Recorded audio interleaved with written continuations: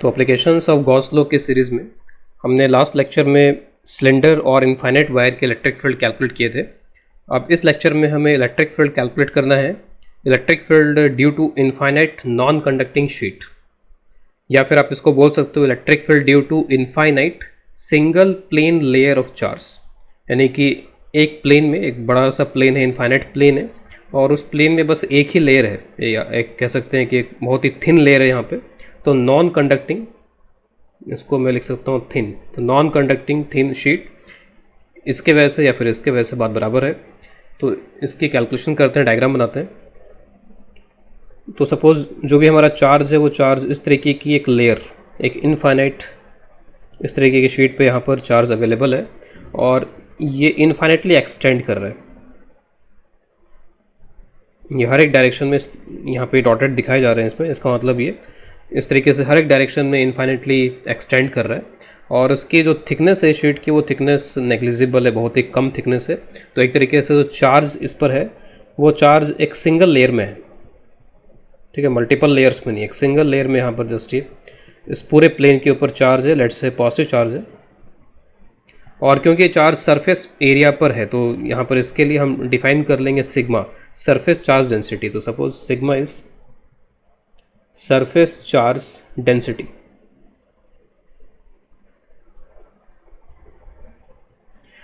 तो इस तरीके के सिस्टम की वजह से मुझे किसी पॉइंट पे इलेक्ट्रिक फील्ड की कैलकुलेशंस करनी है। सपोज वो जो पॉइंट है वो इस शीट के जस्ट सामने यहाँ कहीं पर है पॉइंट, तो यहाँ मुझे इलेक्ट्रिक फील्ड कैलकुलेट करना है। अगर मैं इसको इधर से देखता हूँ, सपोज़ कोई है जो इसको ऐसे देख रहा है यहाँ से इधर से, तो अगर वो इसको इधर से देखेगा तो उसको तो जस्ट एक लाइन ही यहाँ पे ये दिखाई देगी। तो बहुत बार हम क्या करते हैं कि ये थ्रेडेड डायग्राम बनाने के बजाय जस्ट एक लाइन से इसको रिप्रेजेंट कर देते हैं, यानी कि this diagram is equivalent to this diagram. अगर मैं इधर से देखता हूँ तो जस्ट मेरे को एक लाइन दिख रही है यहाँ पर, तो वो डायग्राम बना करके और इसमें ऐसे एक्सटेंशन दिखा दिया जाता है कि इट इज़ एक्सटेंडिंग इनफाइनाइटली इन इस डायरेक्शन। इस पर जो चार्ज डेंसिटी है लेट्स से वो सिग्मा के बराबर है यहाँ पर, और मुझे ये कोई पॉइंट दिया गया है जहाँ पे इलेक्ट्रिक फील्ड की कैलकुलेशन करनी है।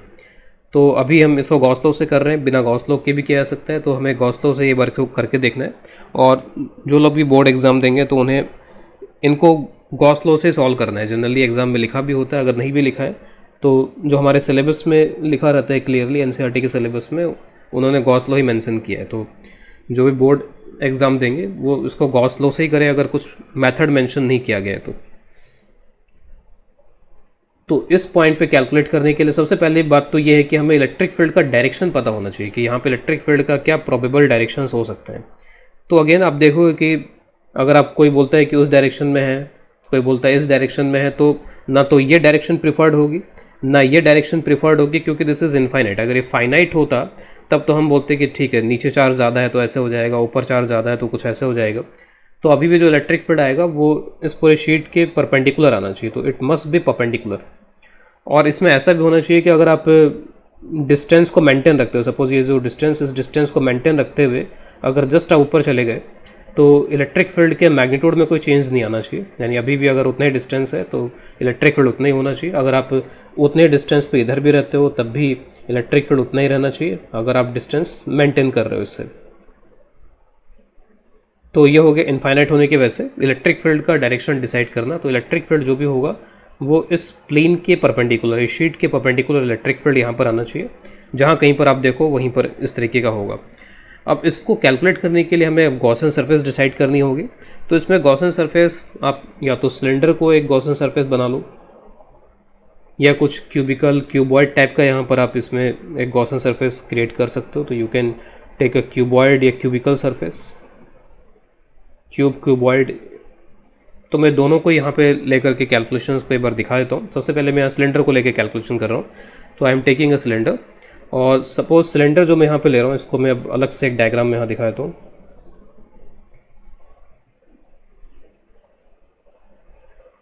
तो सपोज एक इस तरीके का यहाँ पर सिलेंडर लिया गया है। इस पॉइंट पे मुझे कैलकुलेट करना था इलेक्ट्रिक फील्ड। तो इलेक्ट्रिक फील्ड का ये डायरेक्शन होगा, और सपोज यहाँ से ये डिस्टेंस x के इक्वल है। मैंने क्या किया कि मैंने इधर भी x के बराबर डिस्टेंस पर जाकर के ये लिया, और यहाँ पर भी फिर मैं बोल पाऊँगा कि इलेक्ट्रिक फील्ड जो होगा वो E के बराबर ही होगा। अब जो भी इलेक्ट्रिक फील्ड लाइंस हैं वो किस तरीके से पास हो रही होंगी, जैसे ये इलेक्ट्रिक फील्ड लाइन वगैरह जो भी है वो इस तरीके से पास हो रही होंगी। Electric field lines are like this, यहाँ पर जो वैल्यू है वो ई के बराबर है। Electric field lines are like this. अगर मैं इधर देखूंगा तो इधर टुवर्ड्स राइट होगा, इधर देखूंगा तो इधर टुवर्ड्स ये लेफ्ट, यहाँ पर ये लाइंस होंगी इलेक्ट्रिक फील्ड लाइंस। इस तरीके से इलेक्ट्रिक फील्ड लाइंस यहाँ से निकल रही होंगी। तो इसमें जो भी फ्लक्स है वो फ्लक्स कहाँ से पास हो रहा है, पहली बात तो ये, तो फ्लक्स कहाँ से पास हो रहा है इसमें, तो flux is passing through this flat surfaces. आप देखोगे कि जो भी ये कर्व सरफेस है, कर्व सरफेस को क्रॉस करके कोई लाइन ऐसे नहीं निकल रही है, इसको ना कोई लाइन इस तरीके से निकल रही है, तो इस तरीके से कोई भी लाइन यहाँ पे नहीं निकल पा रही है। तो जो भी लाइंस हैं वो इस कर्व सरफेस के एक तरीके से टेंजेंशियल हो जाएंगी, पैरेलल हो जाएंगे। तो कर्व सरफेस से देयर इज़ नो फ्लक्स, जो भी फ्लक्स होगा इससे और इससे होगा।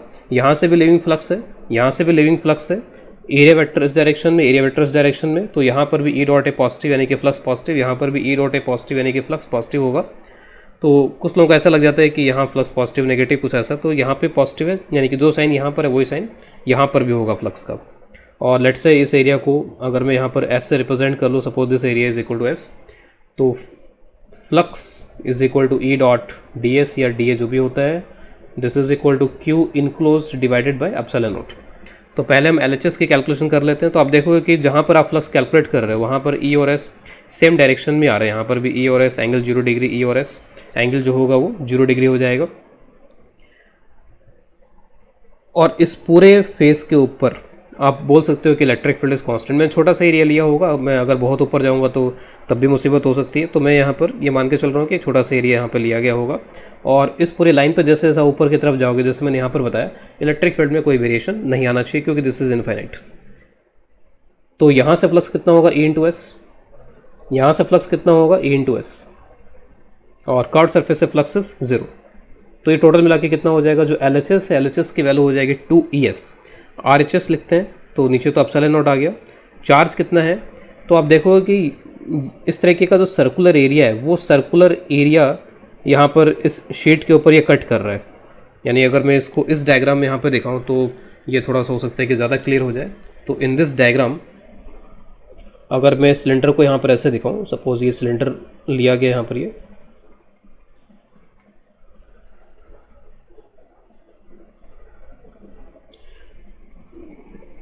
तो ये जो सिलेंड्रिकल गॉसियन सरफेस यहाँ पे क्रिएट की गई है उसमें चार्ज कितना है, तो चार्ज बस इतना है यहाँ पर ये। और ये जो चार्ज है वो चार्ज किसके बराबर आएगा इसमें, तो charge will be equal to, तो सिग्मा इज डेंसिटी और इसका जो एरिया है वो एरिया एस के इक्वल है। तो सिग्मा इंटू एस, बस इतना चार्ज हुआ यहाँ पर, बस एक सिंगल लेयर में चार्ज है यहाँ पर ये, तो सिग्मा इंटू एस। तो ये एस एस कैंसिल हो जाएंगे और इलेक्ट्रिक फील्ड की जो वैल्यू आएगी कैलकुलेट करके, that will B sigma divided by 2 epsilon not. तो गॉस थ्योरम, सिमेट्री, इन सभी का यूज़ करके बहुत आसानी से हमने यहाँ पे इलेक्ट्रिक फील्ड कैलकुलेट कर लिया। और इस इलेक्ट्रिक फील्ड में एक बहुत ही इंपॉर्टेंट पॉइंट है, और वो पॉइंट यहाँ पर ये है कि हमने तो यहाँ पर इस शीट से डिस्टेंस का फैक्टर लिया था, x लिया था यहाँ पर ये, ठीक है, लेकिन फाइनल हमारा जो आंसर आ रहा है उसमें ये x, ये डिस्टेंस कहीं भी नज़र नहीं आ रहा है। इसका मतलब है कि it is independent of distance from this sheet, और ये जो फील्ड है वो यूनिफॉर्म हो जाएगा। तो this is uniform electric field. तो यूनिफॉर्म इलेक्ट्रिक फील्ड का जो मेजर सोर्स है वो यही है। इस तरीके की जो शीट्स होती हैं वही यूनिफॉर्म इलेक्ट्रिक फील्ड प्रोड्यूस कर पाती हैं। तो uniform electric field perpendicular to, यानी कि direction perpendicular to the sheet. अगर आप ग्राफ बनाना चाहो इसका, तो सपोज ये वाई एक्सिस हो गई और ये एक्स एक्सिस वगैरह ले लिया मैंने यहाँ पर इसमें, तो वाई एक्सिस पे ही यहाँ पे ये शीट रखी हुई एक तरीके से। तो इधर वाले जो पॉइंट्स हैं, इलेक्ट्रिक फील्ड इस डायरेक्शन में हो जाएगा सिग्मा बाई 2 एप्सिलॉन नॉट, क्योंकि पॉजिटिव चार्ज है, पॉजिटिव चार्ज का इलेक्ट्रिक फील्ड अपने से अवे होता है, दूर की तरफ होता है।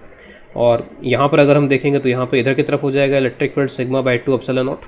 तो अगर आप पूरा प्रॉपर साइन के साथ में डायग्राम बनाना चाहो, मैग्नीट्यूड का नहीं बना रहे हैं, पूरे साइन के साथ बना रहे हैं, तो इधर अगर पॉजिटिव है तो इधर फिर उसी मैग्नीट्यूड का नेगेटिव, तो it is sigma by 2 epsilon not, it is minus sigma by 2 epsilon naught. This is the electric field created by this kind of sheet. इसी को मैं दूसरे मेथड से कर रहा हूँ, बेसिकली इंटीग्रेशन का यूज़ करते हुए। तो सपोज़ यहाँ कहीं पॉइंट है जहाँ पे मुझे कैलकुलेट करना है, और मैंने एक लाइन यहाँ से ड्रॉ कर ली है,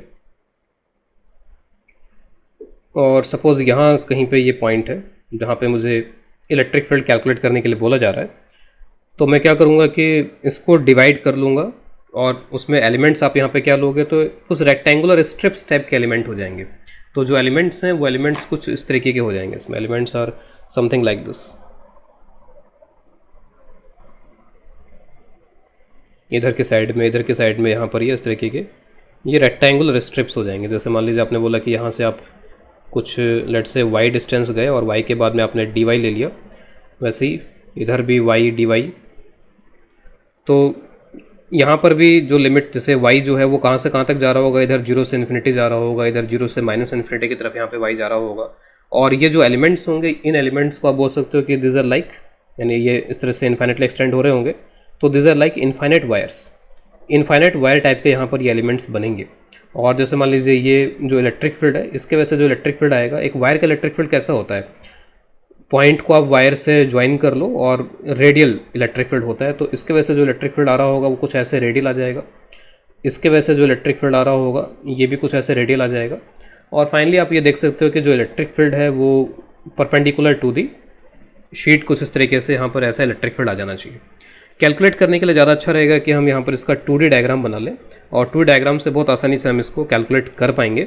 उसके लिए मैं क्या करता हूँ कि सपोज़ कोई ऑब्जर्वर है जो इसको यहाँ से ऊपर से ऐसे देख रहा है, तो इस पूरे सिस्टम को अगर कोई यहाँ से ऐसे ऊपर से देखेगा तो उसको ये डायग्राम कैसा नज़र आएगा वो मैं यहाँ पर अगले डायग्राम में बना रहा हूँ इसमें। तो it will be something like this. यहाँ पे कोई पॉइंट है जहाँ पे आप इलेक्ट्रिक फील्ड निकालने में इंटरेस्टेड हो, और सपोज़ इसकी डिस्टेंस जो है वो x के इक्वल है। आपने यहाँ से y ऊपर गए और यहाँ पे ये एलिमेंट कट कर लिया dy लेंथ का, वो आपको इस डायग्राम में इस तरह से दिखाई देगा। तो ये एक इनफाइनाइट वायर है, और इस इनफाइनाइट वायर का इलेक्ट्रिक फील्ड कैसा होता है, तो आप एक रेडियल लाइन ऐसे ड्रॉ कर लोगे और यही हो गया आपका DE। This is the electric field created by this infinite wire. अब ये जो D है, इस D वगैरह की आप वैल्यू लिखो, फिर आप उसको प्रॉपर तरीके से इंटीग्रेट करो, तो आप ये देखोगे कि एक तो डायरेक्शन आप डिसाइड कर सकते हो। यहाँ पे डायरेक्शन जो आएगी, जैसे मान लीजिए जैसा एलिमेंट यहाँ पे वैसा एलिमेंट अगर आप यहाँ पे ले लो तो बिल्कुल ऐसा आ जाएगा, यहाँ पर ये D वैसा का वैसे D आ जाएगा। और आप बोलोगे कि जो D है उस D का ये कंपोनेंट ही सिर्फ हमें इंटीग्रेट करना होगा। तो मैं यहाँ पे थीटा ले लेता हूँ, इसको ये भी थीटा हो जाएगा। तो जो इंपॉर्टेंट कंपोनेंट है वो d cos थीटा है, d sin थीटा वगैरह यहाँ पर आपस में कैंसिल हो रहे होंगे। और जो d cos थीटा है वो कैसा आ रहा है, यहाँ पे शीट या प्लेन के परपेंडिकुलर आ रहा है। तो इसका मतलब यहाँ से भी डिसाइड हो जा रहा है कि जो डायरेक्शन है वो इस शीट या फिर जो ये प्लेन है उसके परपेंडिकुलर है। d का एक्सप्रेशन क्या लिखेंगे इसमें, तो उसके लिए आप पहले लैम्डा कैलकुलेट कर लो कि आप इसके लिए क्या लैम्डा बताओगे, क्योंकि लैम्डा के टर्म्स में हमको पता होता है। तो जैसे अगर मान लीजिए यहाँ पे इसके लिए सिग्मा दिया गया है, तो ये जो शेडेड पोर्शन है यहाँ पर, ये जो वायर है या फिर ये जो रेक्टेंगुलर स्ट्रिप है, इसके लेंथ को मैं सपोज़ मैं L के बराबर अज्यूम कर लेता हूँ कि सपोज़ ये लेंथ L के इक्वल है यहाँ पे। तो इस L लेंथ पे कितना चार्ज हो जाएगा, तो सिग्मा एरिया कितना हो जाएगा LdX। अगर मैं वही लैम्डा के टर्म्स में करता हूँ तो लैम्डा को सिर्फ मेरे को L से मल्टीप्लाई करना होगा, तो सिग्मा और लैम्डा में relation sigma dx is equal to lambda ये आ जाएगा। तो यहाँ पर भी हमें लैम्डा की जरूरत पड़ेगी, हम सिग्मा इंटू dx ये पुट कर लेंगे इसमें। तो ये जो d है, इस d का एक्सप्रेशन, तो एक वायर की वजह से यहाँ पे इलेक्ट्रिक फील्ड उसका एक्सप्रेशन d क्या होगा यहाँ पे, तो इलेक्ट्रिक फील्ड का फॉर्मूला होता है lambda divide by 2 pi epsilon not into r, इसका ध्यान रखेंगे। तो यहाँ पे d का हो जाएगा lambda divided by 2 pi epsilon not, और r यानी कि ये डिस्टेंस, और ये डिस्टेंस हो जाएगी under root x square plus y square के बराबर। लैम्डा की जगह आप लैम्डा का एक्सप्रेशन रखो, तो लैम्डा का एक्सप्रेशन हो जाएगा sigma dx 2 pi epsilon naught x square plus y square. लेकिन हमें d को इंटीग्रेट नहीं करना है, we have to integrate d cos theta. तो जो नेट इलेक्ट्रिक फील्ड आएगा that will be the integration of d cos theta. तो d का एक्सप्रेशन आप रख लो इसमें, तो sigma dx 2 pi epsilon naught under root of x square plus y square, और cos थीटा, तो cos theta from here is x divided by under root x square plus y square. तो ये root यहाँ से हट जाएगा, जो constant terms उनको आप बाहर निकाल लो। अच्छा, आपको x के लिए यहाँ पर इंटीग्रेशन करना है, सॉरी सिग्मा dy होगा, लेट से यहाँ पर ये dx नहीं है, यहाँ पर ये dy लिया हुआ है, तो दिस इज dy, ठीक है। तो यहाँ पर भी ये हो जाएगा dy, इट इज़ dy, ठीक है। तो ये करेक्शन कर लेंगे, तो दिस इज सिग्मा dy। आपको लिमिट लगानी है y के लिए, और y जैसे मान लीजिए कि यहाँ कहीं से स्टार्ट हुआ, तो यहाँ 0 से स्टार्ट हुआ और कहाँ तक जाना है, इन्फिनिटी तक। इधर भी किधर तक जाना है, माइनस इन्फिनिटी तक। तो आप माइनस इन्फिनिटी से लेकर के प्लस इन्फिनिटी इसकी लिमिट लगा सकते हो, या फिर आप बोल सकते हो कि ठीक है 0 से इन्फिनिटी का करो और उसका डबल कर दो, ये भी काम कर सकते हैं। तो मैं क्या करता हूँ, इसका 0 से इन्फिनिटी करके डबल कर देता हूँ। तो एक डबल का फैक्टर मैंने पहले से ले लिया, बाकी जो कांस्टेंट टर्म है उनको बाहर निकालिए। तो सिग्मा कांस्टेंट टर्म, कहाँ पे इलेक्ट्रिक फील्ड कैलकुलेट करना है वो पॉइंट कांस्टेंट, तो एक्स डिस्टेंस कांस्टेंट यहाँ पर ये। फिर उसके बाद में ये 2 पाई एप्सिलॉन नॉट ऑब्वियसली कि ये कांस्टेंट, बाकी अंदर जो बचता है वो लिख देते हैं। तो डी वाई, और इनको आप मल्टीप्लाई कर लो तो it is x square plus y square. और 2 क्योंकि ले चुके हैं यहाँ पर पहले इसमें, तो limit will be from 0 to infinity. ठीक है, तो ये फाइनल हुआ यहाँ पर ये आप 2 कैंसिल कर लो तो it will become sigma x divided by pi epsilon not. इसका इंटीग्रेशन क्या होता है तो इसको आपको याद रखना पड़ेगा, जैसे D X divided by X square plus A square, इसका इंटीग्रेशन होता है 1/a tan inverse x by A. तो ये फॉर्मूला याद कर लेना चाहिए। तो यहाँ पर क्या बन जाएगा, तो ये हो जाएगा 1/x। ठीक है, 1/x tan इनवर्स y/x, क्योंकि y के रिस्पेक्ट में कर रहे हैं 0 से इन्फिनिटी। जब आप इन्फिनिटी यहाँ पुट करोगे तो tan inverse infinity is π/2, 0 put करेंगे तो tan इनवर्स 0 इज 0, तो π/2 यहाँ से आउटकम आएगा और ये x कैंसिल हो चुका होगा यहाँ से। तो sigma divide by pi epsilon not, π/2 का आउटकम यहाँ से आया, पाई कैंसिल हो गया और फाइनल आंसर हमें वही मिल गया जो हमने अभी कैलकुलेट कर रखा है, sigma by 2 epsilon naught. This is the electric field due to this kind of sheet. तो ये जो शीट होती है वो एक तरीके से उसका जो इलेक्ट्रिक फील्ड होता है वो यूनिफॉर्म होता है। यूनिफॉर्म होने का मतलब है कि डिस्टेंस से इंडिपेंडेंट होता है, लेकिन ऑब्वियस है कि अब इसके कुछ प्रैक्टिकल इम्प्लीकेशंस भी हैं कि इनफाइनाइट शीट नाम की कोई चीज़ प्रैक्टिकली तो हो नहीं सकती यहाँ पे, और ऐसा भी नहीं हो सकता है कि अब ये शीट है इससे आप कहीं पर भी कितनी भी दूर चले जाओ इलेक्ट्रिक फील्ड वही रहेगा, ऐसा भी नहीं हो सकता है। तो मैंने वायर के लिए, इनफाइनाइट वायर के लिए भी चीज़ बताई थी और इसके लिए मैं अगेन रिपीट कर रहा हूँ कि इनफाइनाइट का जनरली हम मतलब यहाँ पर क्या निकालें, what is the meaning of infinite. तो इनफाइनाइट का मतलब यहाँ पर ये है कि जो पॉइंट है वो पॉइंट शीट के बहुत ही नज़दीक है। इनफाइनाइट का जो प्रैक्टिकल मीनिंग है वो ये कि point is very very close to this sheet, और ये जो पॉइंट है वो किसी एंड वगैरह के आसपास नहीं है, ये सेंट्रल रीजन के अंदर है। यानी जैसे मान लीजिए कि ये इसका सेंट्रल रीजन है, तो जो पॉइंट है वो पॉइंट जो है वो शीट के बहुत ही नज़दीक है और उसके साथ साथ सेंट्रल रीजन के अंदर है। तो मैं यहाँ पे इसको लिख भी देता हूँ, पॉइंट ये प्रैक्टिकल एस्पेक्ट है एक तरीके से। और अगर इस तरीके की चीज़ को कोई पॉइंट अगर फुलफिल कर रहा है तो उसके लिए ये जो शीट है वो एक इनफाइनाइट शीट की तरह बिहेव करेगी। इट इज़ जस्ट लाइक, जैसे मान लीजिए सिनेमा हॉल में अगर आप जो स्क्रीन है उस स्क्रीन के बिल्कुल सेंट्रल रीजन पर जाके किसी भी तरीके से बैठ जाओ और उस स्क्रीन के बिल्कुल जस्ट क्लोज बैठ जाओ, तो आपको वो स्क्रीन किस तरीके की दिखेगी, तो आपको वो स्क्रीन एक इनफाइनाइट स्क्रीन की तरह दिखाई देने लग जाएगी अगर आप सेंट्रल रीजन में और उसके बहुत नज़दीक बैठ जाते हो, उसके बहुत नज़दीक आपको अगर पहुंचा दिया जाए। तो एग्जैक्टली इस पॉइंट की वही सिचुएशन, इस पॉइंट के लिए जो शीट है वो ऑलमोस्ट एक इनफाइनाइट की तरह बिहेव कर रही है। तो point should be very close and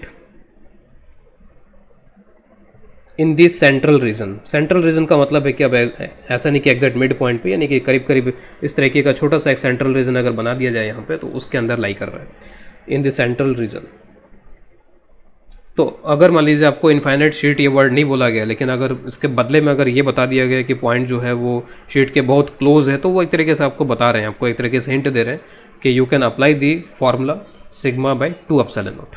तो एक क्वेश्चन ले रहे हैं, इसमें suppose 2 parallel thin non conducting sheets हैं, एक पे चार्ज डेंसिटी है सिग्मा और एक पे चार्ज डेंसिटी है माइनस सिग्मा, नेगेटिव चार्ज। तो दोनों को एक दूसरे के क्लोज रखा गया है और पता करना है कि ए बी और सी पे जो इलेक्ट्रिक फील्ड है, इलेक्ट्रिक फील्ड का मतलब हमेशा ही होता है नेट इलेक्ट्रिक फील्ड, तो नेट इलेक्ट्रिक फील्ड यहाँ पे क्या होगा वो हमें कैलकुलेट करना है।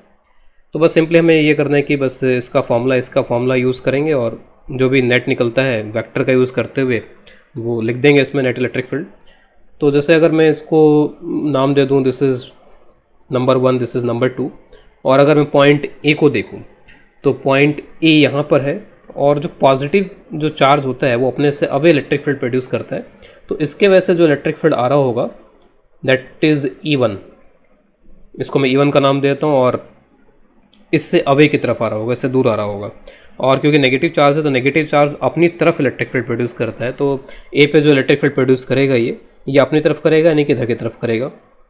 तो ये E1 E2 के डायरेक्शंस हो गए। E1 E2 के मैग्नीट्यूड फिक्स है क्योंकि उनका डिस्टेंस से कोई रिलेशन नहीं, अगर डिस्टेंस से रिलेशन होता है तो यहाँ पर डिस्टेंसेस गिवन होती, तो E1 और E2 आपने डायरेक्शन डिसाइड करने में प्लस माइनस का यूज़ कर लिया है, बस आप E1 E2 का मैग्नीट्यूड लिखो और डायग्राम देख करके उनको वेक्टोरली ऐड कर दो। तो E1 E2 जहाँ पर भी आएंगे उनका magnitude sigma by 2 epsilon not ही आने वाला है वैसे, तो सिग्मा बाई 2 एप्सिलॉन नॉट। तो ऑब्वियस सा दिख रहा है कि जितना लेफ्ट उतना राइट, तो इसका मतलब है कि यहाँ पर ये जो नेट इलेक्ट्रिक फील्ड है ए पर जीरो आ जाएगा। तो ए पे net electric field will come out as zero. अगर हम सी पे देखें यहाँ पे, तो सी पे भी कुछ उसी तरीके की बात लग रही है यहाँ पर इसमें कि 1 की वजह से electric field will be in this direction away away from this sheet, और नेगेटिव की वजह से टूवर्ड्स। अगेन मैग्नीट्यूड दोनों के इक्वल है, sigma by 2 epsilon not, sigma by 2 epsilon not, and both will be cancelled, और उससे जो आंसर मिलेगा वो भी क्या हो जाएगा, ज़ीरो। तो ई सी का आंसर भी जीरो आ गया। फिर अब मैं अगर बी पॉइंट को देखूँ तो 1, इस 1 की वजह से electric field away from the sheet E1, और 2 की वजह से जो इलेक्ट्रिक फील्ड आएगा दैट विल बी टूवर्ड्स। तो ये दोनों इलेक्ट्रिक फील्ड एक ही डायरेक्शन में आ गए। अगर ये एक ही डायरेक्शन में आ गए तो इनको ऐड कर देना होगा। तो बी पॉइंट पर जो इलेक्ट्रिक फील्ड आएगा उसमें sigma by 2 epsilon not plus sigma by 2 epsilon naught, this will be simply sigma by epsilon not. तो इसका मतलब ये है कि यहाँ पे कोई इलेक्ट्रिक फील्ड नहीं है, यहाँ पे कोई इलेक्ट्रिक फील्ड नहीं है, और इलेक्ट्रिक फील्ड सिर्फ बीच वाले रीजन के अंदर ही है। अगर हमसे इलेक्ट्रिक फील्ड लाइन्स अगर ड्रॉ करवाई जाए तो इलेक्ट्रिक फील्ड दोनों इंडिविजुअली जो इलेक्ट्रिक फील्ड प्रोड्यूस करते हैं, कैसे करते हैं, शीट के परपेंडिकुलर। तो इसका मतलब है कि अभी भी जो ओवरऑल इलेक्ट्रिक फील्ड वो भी शीट के परपेंडिकुलर ही होगा। पॉजिटिव चार्ज यहाँ से ऑरिजिनेट होगा और यहाँ पे टर्मिनेट हो जाएगा। तो अगर मैं इलेक्ट्रिक फील्ड लाइन्स इसके लिए ड्रॉ करना चाहूँ तो यूनिफॉर्म इलेक्ट्रिक फील्ड है, और कितना है, सिग्मा बाय एप्सिलॉन नॉट। तो this are the electric field lines जो यहाँ से चली, और जितनी चली वो सब के सब यहाँ पे टर्मिनेट हो चुकी है, क्योंकि यहाँ पे इलेक्ट्रिक फील्ड जीरो है, यहाँ पे इलेक्ट्रिक फील्ड जीरो है। कोई लाइन यहाँ पे एग्जिस्ट नहीं करेगी, कोई लाइन इलेक्ट्रिक फील्ड लाइन यहाँ पे एग्जिस्ट नहीं करेगी। और आप ये भी देखो कि जितना पॉजिटिव चार्ज यहाँ पर है उतना नेगेटिव चार्ज यहाँ पर है। तो जितना यहाँ पर जितनी लाइन्स यहाँ से, जितना फ्लक्स यहाँ से ऑरिजिनेट होगा उसको टर्मिनेट करवाने के लिए उसी के बराबरी का चार्ज यहाँ पर अवेलेबल है। क्योंकि हमने पढ़ा हुआ है कि अगर प्लस क्यू चार्ज है तो उससे जितनी लाइन्स निकलेंगी तो प्लस 2q से उससे डबल लाइन्स निकलेंगी। तो जितना चार्ज का मैग्नीट्यूड जितने टाइम्स होता जाता है, नंबर ऑफ लाइन्स उसी प्रोपोर्शन में बढ़ती चली जाती हैं। तो यहाँ पर जितनी लाइन्स से निकल रही हैं उतनी लाइन्स सबके सब यहाँ पर जाके टर्मिनेट हो रही हैं। इसमें कई बार हम ऐसा भी कर सकते हैं कि किसी पॉइंट पे इलेक्ट्रिक फील्ड निकालने के लिए आप उसके अगल बगल देख लो कि कितना चार्ज है, क्योंकि डिस्टेंस का तो यहाँ पे कोई रेलेवेंस है ही नहीं, डिस्टेंस इंपॉर्टेंट नहीं है। तो ए के इधर तो कोई चार्ज नहीं है, ठीक है, इधर कोई शीट या प्लेट वगैरह नहीं, कुछ भी नहीं है इसमें, इसके इधर ही है सिर्फ। और इसके इधर इफेक्टिवली कितना चार्ज है, सिग्मा और माइनस सिग्मा, जितना पॉजिटिव चार्ज है उतना नेगेटिव चार्ज है, आप दोनों को ऐड कर दो। तो ए के इधर कोई चार्ज है नहीं, और इधर जो चार्ज है वो इफेक्टिवली जीरो है। तो इसका मतलब ए पे इलेक्ट्रिक फील्ड क्या आ जाएगा, जीरो। डायरेक्टली आप सीधे सीधे चार्जेस को ऐड कर दो। फिर उसके बाद में अगर मैं सी पे देखता हूँ तो उसमें भी वही स्थिति है। यहाँ पर इसके इधर कोई चार्ज है नहीं, और इसके इस साइड में इफेक्टिवली जीरो चार्ज है। अगर जीरो चार्ज है तो सी पे कोई इलेक्ट्रिक फील्ड प्रोड्यूस नहीं हो पाएगा। लेकिन बी में इसके इधर भी चार्ज है, इसके इधर भी चार्ज है। आप इधर इधर के चार्जेस को आप ऐड नहीं कर सकते, इधर इधर के चार्जेस को आपको अलग अलग देखना होगा। तो ये अगर टूवर्ड्स राइट कर रहा है तो ये भी टूवर्ड्स राइट कर रहा है बी पे, जो कि ऐड होगा इसमें। तो इस तरीके से भी आप थोड़ा सा जल्दी आंसर कर सकते हो, क्योंकि डिस्टेंस से इंडिपेंडेंट होते हैं ये। तो नेक्स्ट क्वेश्चन लेते हैं। सपोज अब की बार मैंने यहाँ पे थ्री इनफाइनाइट शीट्स यहाँ पे दे रखी हैं, और इन पॉइंट्स पे आपको इलेक्ट्रिक फील्ड पता करना है। तो अगेन वही तरीका है, आप सभी का कंट्रीब्यूशन यहाँ पे वेक्टोरली ऐड कर लो, सभी की कंट्रीब्यूशन यहाँ पे वेक्टोरली ऐड कर लो, और उससे ये सॉल्व हो जाएगा। तो मैं इनको नाम देता हूँ, लेट्स से 1, 2 एंड 3। और सपोज मैं ए पॉइंट की बात करता हूँ, तो ए पॉइंट पे 1 की वजह से जो इलेक्ट्रिक फील्ड आएगा that will be like this, away, जो कि पॉजिटिव चार्ज है। ये पॉजिटिव चार्ज है, अगेन अवे। ये नेगेटिव चार्ज है, टूवर्ड्स। और इन सभी के कॉन्ट्रीब्यूशंस को आप ऐड कर लो डायरेक्टली, तो वेक्टोरली ऐड कर लो। अब आप देखो कि अब इसकी वजह से कहीं पर भी कॉन्ट्रीब्यूशन लिखोगे तो वो सिग्मा बाई 2 एप्सिलॉन नॉट होगा। इस पर भी सिग्मा ही है, बस माइनस हो गया, सिग्मा बाई 2 एप्सिलॉन नॉट होगा इसका भी कॉन्ट्रीब्यूशन। इसमें बस सिग्मा की जगह पे क्या हो जाएगा, 2 सिग्मा, बस इसका ध्यान रखना होगा। तो अगर मैं E1 की वैल्यू लिखता हूँ तो E1 is sigma by 2 epsilon not.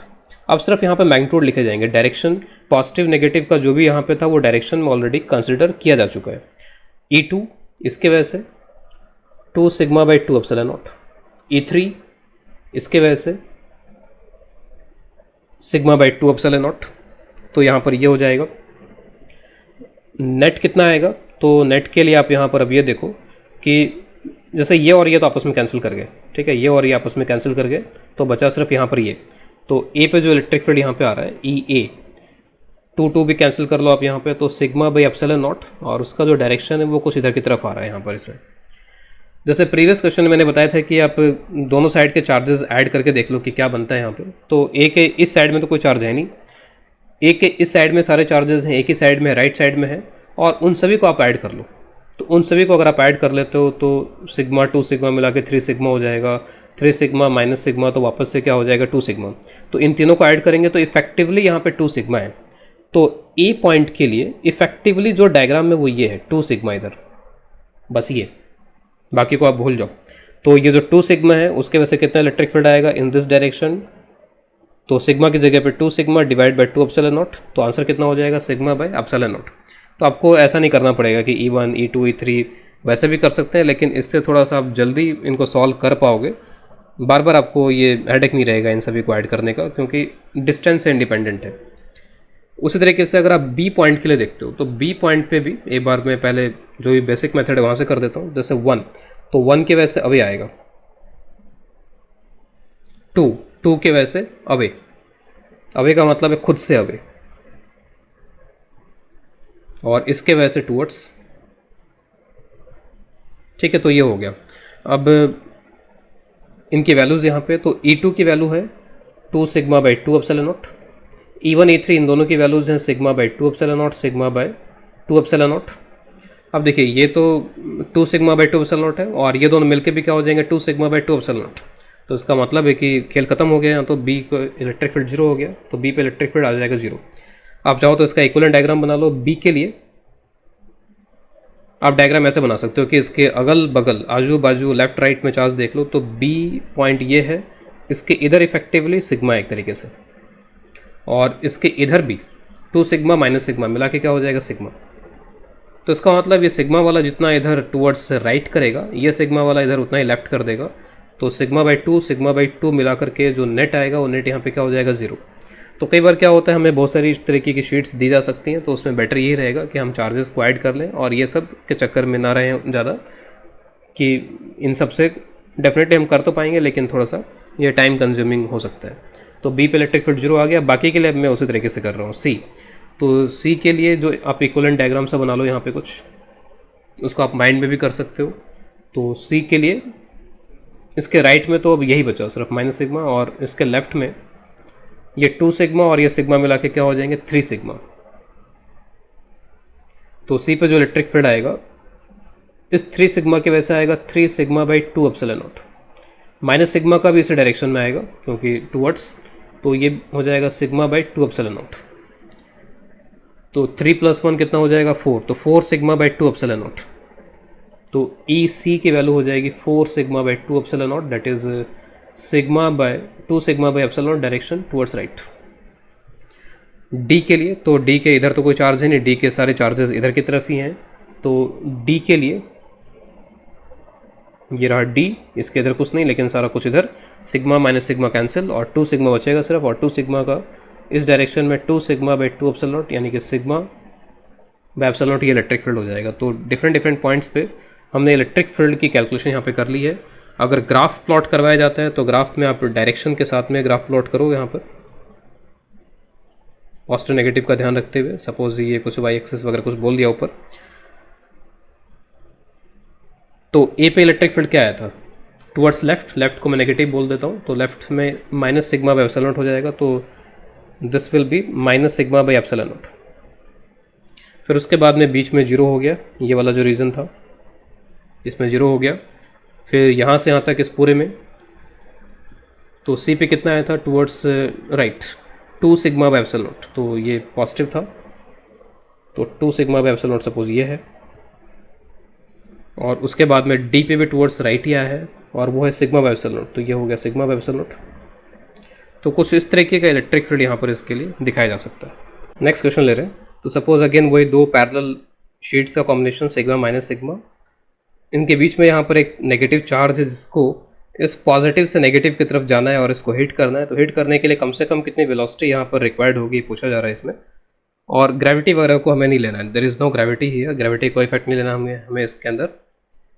तो इसको जब ये इधर प्रोजेक्ट किया जाएगा तो प्रोजेक्ट करने के बाद में होगा ये कि ये पॉजिटिव चार्ज जो होगा वो इसको अट्रैक्ट करेगा क्योंकि नेगेटिव चार्ज यहाँ पर इसमें, और ये नेगेटिव चार्ज रिपेल करेगा। तो इसका मतलब है कि हमें एफर्ट लगाना पड़ेगा इसको इधर की तरफ भेजने के लिए।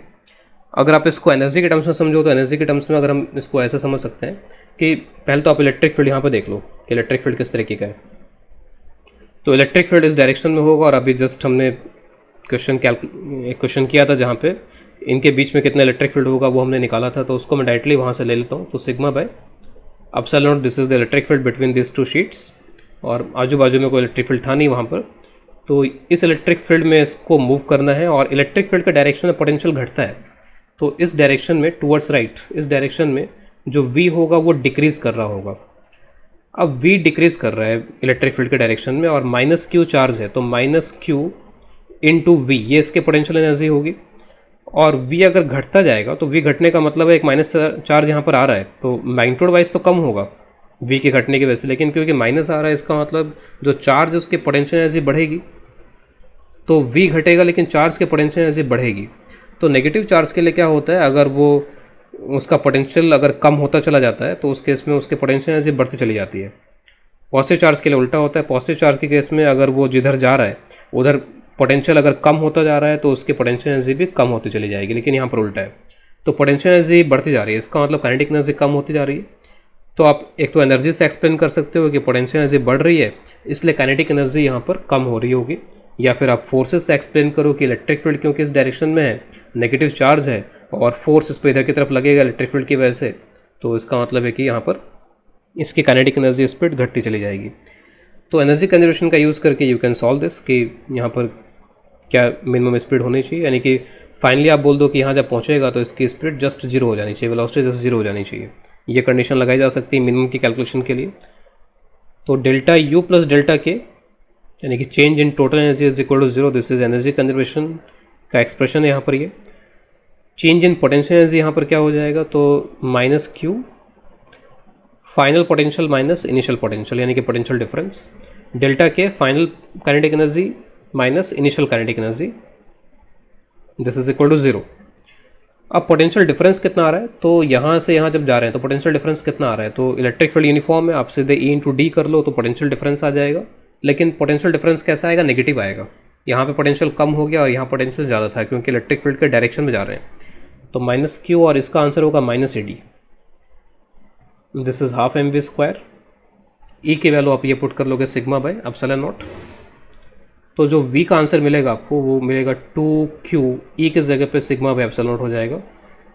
तो 2q e d divide by mass into epsilon not. तो ये हो जाना चाहिए मिनिमम वेलोसिटी का आंसर। तो इसके बाद नेक्स्ट है electric field due to infinitely conducting sheet और प्लेट। तो वर्ड्स पे ध्यान देना है, इट इज़ कंडक्टिंग। शीट हो या प्लेट हो फ़र्क नहीं पड़ता है यहाँ पे, सॉलिड हो होलो हो फ़र्क नहीं पड़ेगा यहाँ पर इसमें। तो सपोज़ यहाँ पर आपने इस तरीके की एक ये प्लेट या शीट ले रखी है जो कि कंडक्टिंग है, important thing is it is conducting. ये इसका टू डायग्राम है 3D में, अगर आप इसको दिखाना चाहें तो it is something like this.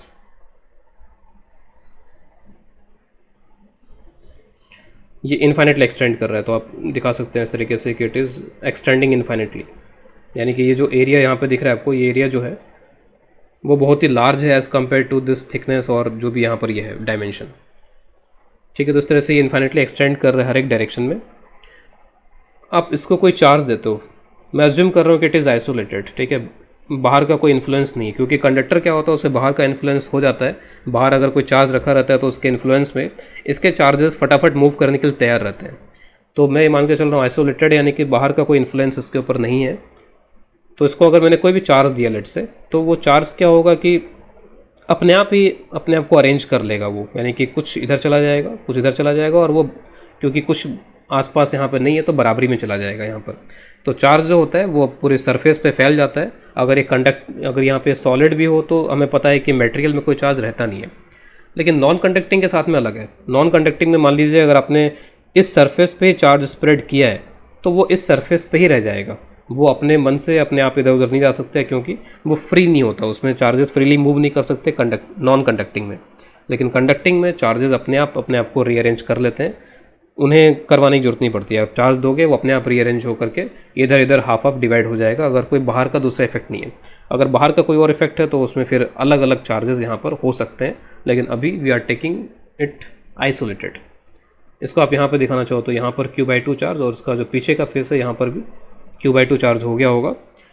अब सिग्मा अगर आप यहाँ पे इसके लिए डिफाइन करना चाहते हो, चार्ज डेंसिटी डिफाइन करना चाहते हो, तो उसके लिए सिग्मा को आप यहाँ पर ऐसे कर सकते हो कि सिग्मा इज़, तो अब सपोज इसका एरिया आप ए मान लो, तो सिग्मा इज़ Q/2 हो जाएगा। फिर यहाँ पर Q/2 तो चार्ज हो गया और ए, तो अगर मैं डेंसिटी लिखता हूँ तो यहाँ पर भी वही डेंसिटी और यहाँ पर भी वही डेंसिटी। ठीक है, तो यहाँ पर इसके ऊपर भी सिग्मा यूनिफॉर्म डेंसिटी का चार्ज हो गया एक तरीके से, और इस पर भी सिग्मा यूनिफॉर्म डेंसिटी का चार्ज हो गया। और आप सिग्मा को ध्यान रखो, अगर चार्ज के टर्म्स में अगर हम बात करते हैं तो चार्ज हाफ ऑफ हो गया है, और वो चार्ज डिवाइड बाई एरिया, यहाँ पर जो भी एरिया इसका वो एरिया यहाँ पर रखेंगे तब ये सिग्मा कैलकुलेट हो पाएगा। इसके वजह से किसी इस पॉइंट में मुझे इलेक्ट्रिक फील्ड कैलकुलेट करना है, तो इसको कैलकुलेट करने के अब कई तरीके हो सकते हैं। एक तरीका तो ये है कि जो हमने अभी नॉन कंडक्टिंग एक शीट के लिए कैलकुलेट किया था या फिर एक लेयर के लिए कैलकुलेट किया था, बेसिकली आप उसको एक लेयर समझो हमेशा कि हमने एक प्लेन लेयर के लिए इलेक्ट्रिक फील्ड कैलकुलेट किया है। तो उस प्लेन लेयर के लिए, एक सिंगल प्लेन लेयर के लिए कितना होता है, सिग्मा/2 एप्सिलॉन नॉट। तो इस पॉइंट पे जब मैं इलेक्ट्रिक फील्ड निकालता हूँ तो इस सिग्मा की वजह से, एक लेयर की वजह से कितना हो जाएगा, सिग्मा/2 एप्सिलॉन नॉट। ये जो एक दूसरी लेयर है इसके वजह से कितना हो जाएगा, सिग्मा/2 एप्सिलॉन नॉट। इन दोनों का मिलाकर के जो नेट इलेक्ट्रिक फील्ड है वो यहाँ पे कितना हो जाएगा, सिग्मा/एप्सिलॉन नॉट। और अगर मैं इसको चार्ज के टर्म्स में लिख देता हूँ, जनरली हम सिग्मा के टर्म्स में याद रखते हैं, लेकिन आपको ध्यान देना है कि सिग्मा यहाँ पर दोनों सरफेसेस पर है, इस सरफेस पर भी है, इस सरफेस पर भी है, यानी कि दो लेयर्स यहाँ पर बन गई हैं इसमें। वो चाहे शीट हो या प्लेट हो, शीट हो तब भी वो कंडक्टर अपनी प्रॉपर्टी को फुलफ़िल करेगा, प्लेट हो तब भी वो अपनी जो प्रॉपर्टी है उसको फुलफ़िल करेगा। सॉलिड है, होलो है, कुछ भी है, चार्ज इस तरीके से डिस्ट्रीब्यूट हो जाएगा ऑन दी आउटर सर्फेसेस। तो सिग्मा के टर्म्स में याद करते हैं तो ये, चार्ज के टर्म्स में जनरली नहीं याद किया जाता है, लेकिन फिर भी अगर चार्ज के टर्म्स में लिखना चाहते हैं तो we can write it like this. Sigma को आप लिख सकते हो Q/2a। तो इन टर्म्स ऑफ चार्ज जो इलेक्ट्रिक फील्ड का आंसर है वही हो जाएगा। इधर की तरफ भी वही रहेगा इलेक्ट्रिक फील्ड, सिग्मा/एप्सिलॉन नॉट। इन दोनों का इंडिविजुअल लिख करके मैंने ऐड कर दिया। एक तो ये तरीका हुआ जो हमने प्रीवियसली कैलकुलेट किया था उसका यूज़ करते हुए। दूसरा तरीका यहाँ पर ये हो जाएगा, use the Gauss theorem. Gauss theorem को आप यूज़ करो इसमें, तो इसमें आप एक इस तरीके का सिलेंड्रिकल गॉसियन सरफेस ले लो, और इसमें हमने अगेन वही कर लिया कि ये भी एक्स डिस्टेंस पर है और इधर जो पॉइंट है वो भी एक्स डिस्टेंस पे है। इलेक्ट्रिक फील्ड जो भी होगा वो इस प्लेट के परपेंडिकुलर ही आएगा बाय सिमेट्री, क्योंकि इनफाइनाइट है ये। इस एरिया को आप ऐसे रिप्रेजेंट कर लो, तो फ्लक्स यहाँ से भी गुजर रहा है, फ्लक्स यहाँ से गुजर रहा है, और कर्व सरफेस से फ्लक्स नहीं गुजरेगा, नहीं पास होगा यहाँ से, तो यहाँ से फ्लक्स मिला के हो जाएगा 2Es जैसे पहले हो गया था। लेकिन अब के बार चार्ज जो है यहाँ पर भी मिल जाएगा एक तो, और एक यहाँ पर भी चार्ज मिल जाएगा, तो चार्ज दो जगह मिलेगा। तो ट्वाइस यहाँ पर भी सिग्मा डेंसिटी, यहाँ पे सिग्मा डेंसिटी, तो twice sigma S divide by epsilon not. तो ये आप 2 वगैरह कैंसिल कर लो, एस कैंसिल कर लो। और जब भी आप इलेक्ट्रिक फील्ड कैलकुलेट करोगे, जब भी आप सक्सेसफुली यहाँ पर इसको अप्लाई कर पा रहे हो, तो आपने ये डिसाइड कर रखा है कि यही इलेक्ट्रिक फील्ड का डायरेक्शन होगा, और जो इलेक्ट्रिक फील्ड आएगा वो नेट ही आएगा। ऐसा नहीं हो सकता है कि वो किसी एक का आ जाए, इसका आ जाए या इसका अलग से आ जाए, वो नेट इलेक्ट्रिक फील्ड ही आएगा यहाँ पर। तो E is equal to sigma divide by epsilon, this is the electric field. Previously मैंने क्यूब का भी बताया था कि क्यूब या क्यूबॉइड भी ले सकते हैं, वहाँ पर मैंने नहीं किया। यहाँ पर मैं क्यूब या क्यूबॉइड लेके भी एक बार इसको दिखा देता हूँ। तो अगर आपने क्यूब या क्यूबॉइड टाइप का अगर इस तरीके का सरफेस ले रखा है, अब इस डायग्राम में सिर्फ आपको ये फेस दिखाई दे रहा है, अदरवाइज ये कुछ ऐसा लिया गया होगा। ठीक है, बस इसका ये सामने से आपको ये फेस दिखाई दे रहा है यहाँ पे। तो अगेन आप देख लो कि इसके साइड्स अपने इस तरीके से लिए होंगे कि ये भी एक्स हो गया, ये भी एक्स हो गया। मैं थोड़ा सा यहाँ पे एक्सटेंशन दिखा देता हूँ इसमें फ्लक्स दिखाने के लिए। इस एरिया को आप एस बोल दो, इसी तरीके से इधर भी एरिया जो है वो एस के बराबर हो जाएगा। तो दोनों साइड से जो फ्लक्स पास होगा वो इस फेस से और इस फेस से पास हो पाएगा, बाकी फेसेस से यहाँ पे टेंजेंशियल हो जाएगा। इस तरीके से लाइन्स यहाँ से गुजर रही होंगे, तो इस तरीके का फेस, इस तरीके का फेस, सामने वाला फेस, पीछे वाला फेस, इसके लिए टेंजेंशियल हो जाएगा इलेक्ट्रिक फील्ड। तो अगेन 2Es आ जाएगा, और इस तरीके का जो फेस है उसका एरिया एस है। तो ऐसे दो फेसेस यहाँ पर कट होंगे, एक यहाँ पे कट होगा, एक यहाँ पे कट होगा, और वो चार्जेस इस गॉसियन सरफेस के अंदर आ जाएंगे। तो that will be twice sigma S by epsilon not. यहाँ से इलेक्ट्रिक फील्ड की जो वैल्यू है वो हो जाएगी सिग्मा बाय एप्सिलॉन नॉट। तो क्यूब लेके या फिर इसको लेके या फिर जो आपने प्रीवियसली सीखा है उसका यूज़ करते हुए यू कैन अप्लाई, और सभी से आपको वही सेम आंसर मिलने वाला है, sigma divide by epsilon not के इक्वल। लेकिन आपको बहुत अच्छी तरीके से समझ जाना है यहाँ पे कि कंडक्टिंग वर्ड जब भी यूज़ हो गया, चाहे वो कंडक्टिंग के साथ में वो शीट वर्ड यूज़ कर लें, चाहे प्लेट यूज़ कर लें, चाहे सॉलिड यूज़ कर लें, अगर कंडक्टिंग है तो चार्ज ऑटोमेटिकली आउटर सर्फेसेस पे फैल जाएगा, और उसके बाद में दोनों जगह पे क्योंकि आइसोलेटेड है तो इक्वल चार्ज डिस्ट्रीब्यूट हो जाएगा। और ये जो सिग्मा है, यहाँ पर भी सिग्मा, यहाँ पर भी सिग्मा, और उस सिग्मा के टर्म्स में जो इलेक्ट्रिक फील्ड आ रहा है that field is sigma by epsilon not. तो ये बहुत क्लियर होना चाहिए क्योंकि इसमें बहुत कन्फ्यूजन क्रिएट होते हैं कि कंडक्टिंग, नॉन कंडक्टिंग, शीट है, प्लेट है, क्या है, तो आप इसको इस तरीके से समझ लो। इसके बाद में नेक्स्ट है electric field due to thick non conducting infinite sheet और प्लेट। नॉन कंडक्टिंग लिखने का पर्पज़ ये है कि जो चार्ज है वो इसके वॉल्यूम में रहेगा और उसकी एक वॉल्यूम चार्ज डेंसिटी होगी यहाँ पे, और सपोज इसके जो थिकनेस है वो टी के बराबर है, और इसके लिए हमें कैलकुलेट करना है, इलेक्ट्रिक फील्ड की कैलकुलेशंस करनी है। तो इलेक्ट्रिक फील्ड की calculations for this kind of system में अगेन गॉस लॉ का यहाँ पे यूज़ कर रहा हूँ। आप चाहो तो इसमें ऐसा भी कर सकते हो कि एक एक थिन शीट यहाँ पे लेते जाओ, एक यहाँ पे ले लिया, फिर ऐसे बहुत सारी थिन शीट्स का यहाँ पर यह कॉम्बिनेशन हो जाएगा, और इंटीग्रेट करके you can find the electric field also. लेकिन मैं गॉस लॉ का यूज़ करते हुए कर रहा हूँ इसको। यहाँ पे मैं ऐसा करता हूँ कि यहाँ पर एक सेंट्रल प्लेन ड्रॉ कर लेता हूँ। डायग्राम में बस एक लाइन दिख रहा है यहाँ पर, लेकिन ये पूरा एक प्लेन है। This is like this,